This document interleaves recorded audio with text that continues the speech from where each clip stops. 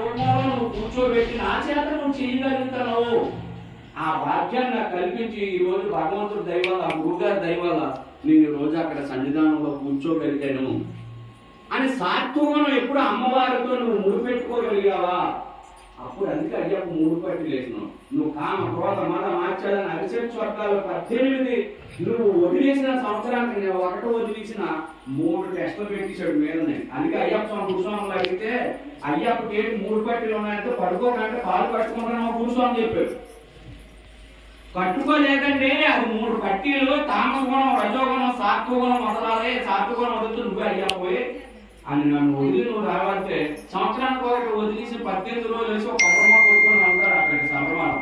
నువ్వు బస్సు ఎక్కినప్పుడు అప్పరస్వామి గురుస్వామి నువ్వేం స్వామి ఇలా చేసినవేంటి అని అంటే నేనే చేసిన స్వామి అంటారు. అన్ని వదిలేసి నువ్వు కొబ్బరిమకి వేయడానికి వెళ్తే సంవత్సరానికి ఒకటి వదిలేసి నువ్వు కోపాన్ని మంది కామ క్రోధ మత మార్చాలి వదలాలి పట్టే.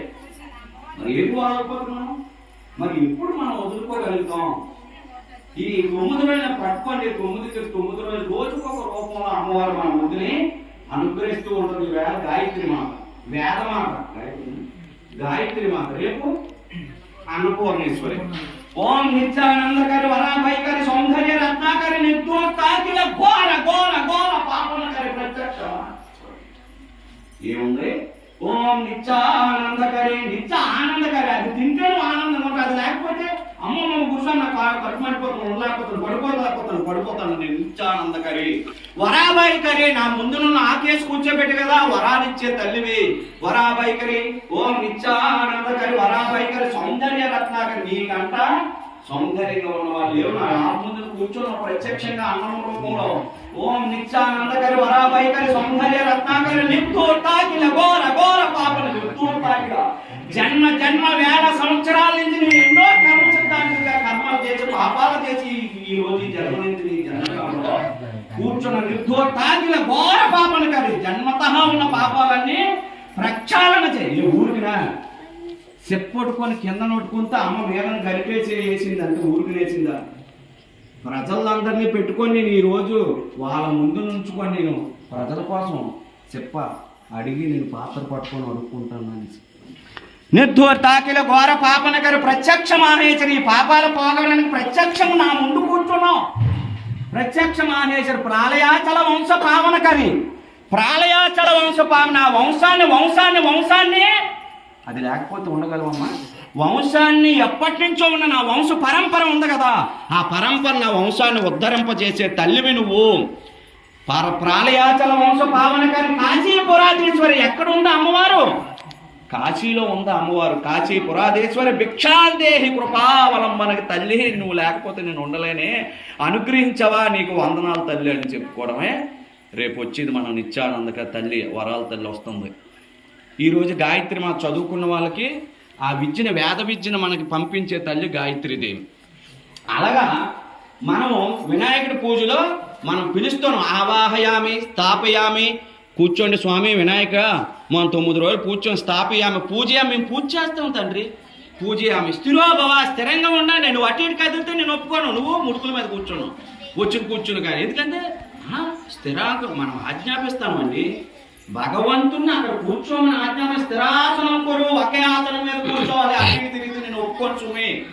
స్థిర ఆసనం కొరువు. నేను తొలి రోజు గురువు గారు పిలిస్తే ఎలా కూర్చున్నావో మళ్ళీ 9వ రోజు వరకు నేను పంపించే వరకు ఆయాసనం మీద కూర్చోవాలి. నేను పూజ చేస్తుంటే అటు ఇటు నాకు కాలు చదువుతాను రా, లెగుతాను రా అన్నా ఒప్పుకోవాలంట.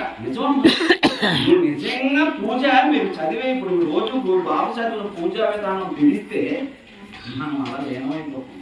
భగవంతుడు మనం ఆజ్ఞాపిస్తున్నాం అంత ఇదా. స్థిర ఆసనం కొరకు గణపతి ప్రాణ ప్రతిష్టాపన ముహూర్త సమూహం. మంచి ముహూర్తాన్ని కూర్చోబెట్టాను కదా ఈ 9 రోజులు మాకు ఏ విఘ్నాలు లేకుండా. సిద్ధి బుద్ధి అనే 2 భార్యలు ఉన్నారు. సిద్ధి మనం సిద్ధి పొందేటట్టు ఆ సిద్ధి ఏది? మన పిల్లలు మంచి ప్రయోజనాలు ఏది చదువులో సిద్ధి పొందాలి. సిద్ధి బుద్ధి. పలానా గురుస్వామి ఉన్నారు కానీ మనసు మంచిదే, గుణం గురిసేది. సిద్ధి ఆ బుద్ధి మంచిదై ఉండాలి. ఆ బుద్ధి మనసు పరిగెడుతుంటుంది కానీ బుద్ధితో నడుపుతుంటారు కత్తితో. బుద్ధి చెప్పినట్టుగా అయితే ఎవరో ఏ తప్పు చేయదు.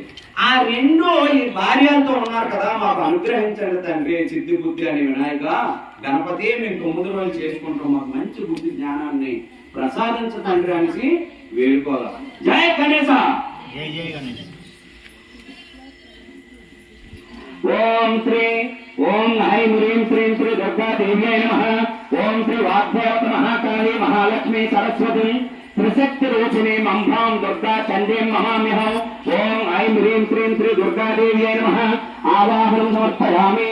సూర్యాయ నమస్కృత్య స్వరరత్న విభూషితే రత్న సింహాసనం దేవే స్థిరాసితం సురపూజితే. ఓం శ్రీ దుర్గాదేవ్యై నమః. ఆసనం సమర్పయామి. అమ్మ పుష్పంతో నీళ్లు అలాగే వేయండి అమ్మవారి పైన. ఓం శ్రీ దుర్గాదేవ్యై నమః. పాదయోగ పాద్యం సమర్పయామి.